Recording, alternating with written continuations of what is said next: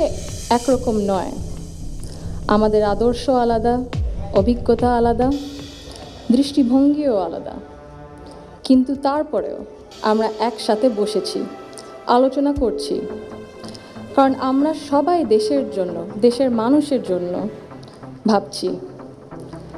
আর এই ভিন্নতা নিয়ে একসাথে কথা বলছি, একের পর এক শুনছি, এটাই গণতন্ত্রের আসল সৌন্দর্য।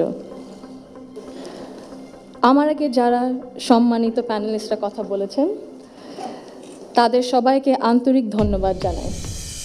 আপনারা অনেক কিছু বলেছেন, হয়তো বা আমিও বলে ফেলবো, সো আমাদের একটা মাইন্ডসেটে আই থিঙ্ক সিমিলারিটি আছে। আমার খুব ভালো লেগেছে শুনে। আমি আজ এখানে দাঁড়িয়েছি ভিন্ন এক অনুভূতি ও আবেগ নিয়ে। বাংলাদেশের এই পলিসি লেভেলটায় আমার প্রথম বক্তব্য এটা।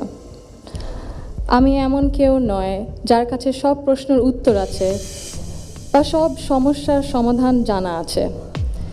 তবু আমি বিশ্বাস করি নিজের ছোট্ট জায়গা থেকেও সমাজের জন্য, দেশের জন্য কিছু করার আন্তরিকতা আমাদের সবার মধ্যে থাকা উচিত। আজ আমি এসেছি শুধু শুনতে